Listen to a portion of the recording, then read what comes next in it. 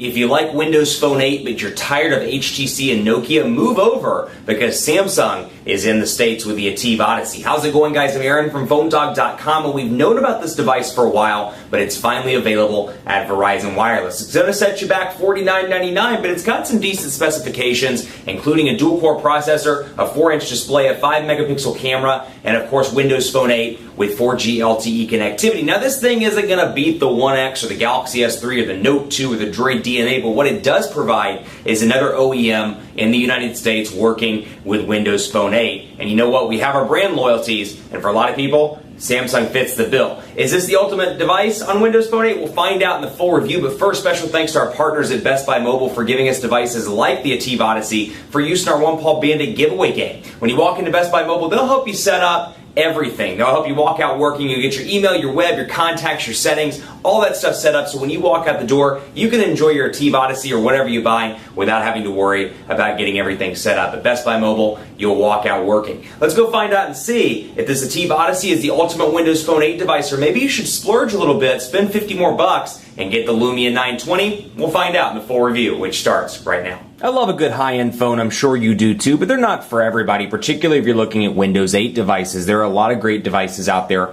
on the market right now. 3 of those are on Verizon, and one of those is the Samsung ATIV Odyssey. This is a new smartphone from Samsung, their first Windows 8 smartphone in the United States, and it's available for a relatively affordable $49.99 at Verizon Wireless with a 2-year agreement. Now, specs-wise, you're looking at a 1.5 gigahertz dual-core Snapdragon S4 CPU. You've got a 4-inch Super AMOLED display, 480 by 800 pixels, so nice and vibrant there, although it's not HD. Still very vibrant and colorful. A 5-megapixel camera here on the back with 720p HD recording capabilities, a 2,100 milliamp hour removable battery, micro SIM card slot, Windows Phone 8, and of course 4G LTE connectivity on Verizon. It joins the Nokia Lumia 822 and HTC Windows Phone 8X as kind of the high-end offering. Sits somewhere in the middle there, if you will, somewhere between the 822 and the 8X, although some can argue the 822 has some great specs as well and is very similar in a lot of ways to the ATIV Odyssey. But again, with Windows Phone 8, much like how we're seeing with Android now in 2013, you've got a lot of different software distinguishers that set them apart. So yeah, the specs may be very similar. It may have a Super AMOLED display and just another dual-core processor and just another version of Windows Phone 8. That said, there's some great software features that set it apart. Let's take a look and see what comes out of the box. Then we'll talk about Windows Phone 8 and talk about some of the things that makes this device unique from some of the other devices on the market. First of all, out of the box, you get a couple of Verizon exclusive applications. One of those is DataSense. Now, back in October, Microsoft talked about that when they re-announced or re-released Windows Phone 8 in San Francisco. But DataSense is a Verizon exclusive application, and we talk a little bit about it in the unboxing. What it does is it monitors your data and gives you some better ways to conserve your data, since, you know what, in today's world, most people are on tiered data plans. So you can see the examples I've set up, but you can come in here and say, you know what, I get 5 gigabytes of data per month from Verizon. My monthly reset date's the 18th. You know what, my cycle resets, and it's a monthly thing. So I have, using this example, 4.9 of 5 gigabytes remaining. It tells me when my limit will reset, and then it gives me a really useful usage calculator as to what app is using the most data. So app downloads, people, Internet Explorer, and then it gives me the ability to conserve data even more once it understands what I'm doing and how I'm using my data. So a very cool application there. In addition, you do get some other Verizon stuff out of the box. You're seeing Foursquare and a couple of things I've installed. Battery widget, which is actually a very fantastic battery widget. You know my hatred for the fact that there's no physical battery percentage indicator in Windows Phone 8. Battery widget is a great one. We'll talk about that in just a few minutes. But of course, the Microsoft stuff, games, Internet Explorer, live wallpaper is actually a Samsung one that I find particularly useful. We'll quickly look at this so you can see. You can come into your gallery and choose pictures all the way up to 12 pictures, and it's basically a wallpaper circulation. It'll circulate through those 12, so I can choose a picture. Let's find another one. Go to a sample picture. You know what, we'll do the shoes, and we'll bring it back in. So I've got 5 pictures to choose from, so when I turn the phone off and back on, it will select one of those pictures randomly and bring it right back up. It happens to be my phone this time, but we'll bring up a random assortment of those pictures that I had listed under those 12, or those 5 out of those 12 pictures, I should say. Mini Diary, another useful Samsung application that's exclusive to the ATIV Odyssey, since it is the only Windows Phone device in the US right now that's made by Samsung. My Verizon Mobile, NFL Mobile Now, which is a Samsung application that's particularly useful, and I keep hitting all kinds of buttons here. Let's go down. Photo Editor, Slacker Radio, Store, voicemail, visual voicemail, VZ Navigator, and then of course wallet capability. So let's continue to take a look at some of these Samsung applications. Now one of my favorites, and I'll just briefly go over these. If you want to see a more in-depth comparison, take a look at the Samsung ATIV Odyssey software video that I did a couple of days ago on YouTube. But you can see here weather, Dallas weather, and it gives me kind of an amalgamation, if you will, between weather, news, stocks, all in one application. So when I pull out of it, you can see on the home screen, I've got my Dallas weather. It's 77 degrees right now.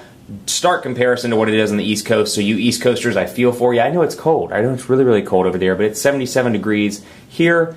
It's a pretty good day, all things considered. For January in Texas, I'll take 77 degrees. Now, you can see the home screen, and if you're coming from a Windows Phone 7 device, you can obviously see some changes here. They've expanded it out. You'll notice there's far less black space around the sides than there was in Windows Phone 7 and 7.5. And down here, you'll see the arrow has been moved to the bottom. You can still swipe physically on your own, or you can click the arrow button and that'll take you forward and backwards. You've got a physical back button, home button, and a search button, all of which are capacitive. Front-facing camera up here. On the left side, a volume rocker, micro SD card slot. On the right side, physical camera button, power button in typical Samsung look and feel here on the top right-hand corner. A 3.5mm headphone jack, a micro USB charging port, and of course your 2,100 milliamp hour battery behind that battery cover with a micro SIM card slot. So really fits well in the hand. Weight-wise, you're looking at about 4.3 ounces here, 4.38 if I remember right, to be exact. So you're looking at, phone keeps slipping off and down onto my phone dog mat. That's a different phone. This is not your review phone.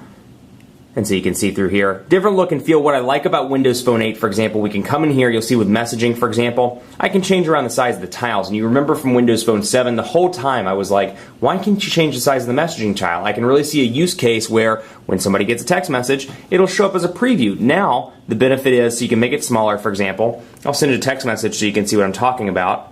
I'll say hi, and I'll send it over to this phone. And obviously you're going to see it pop up with a 1 here in just a second. But what's really cool is when you expand it out, you can see 1 right there, you get a preview of the message. And I absolutely love that. So you can expand out with calendar, with email, with people, and you can really get just more information on the home screen, or you can make it smaller if you see fit. This is a demo phone number that I'm using, not my actual phone number, in case you were wondering. 4-inch display here, keyboard very much unchanged from Windows Phone 7.5, very similar, and portrait to landscape transitions are still nice and fast. I found the keyboard to be even better to use than it was in Windows Phone 7.5, so we'll say the quick brown fox is happy that it is time for another cup of coffee.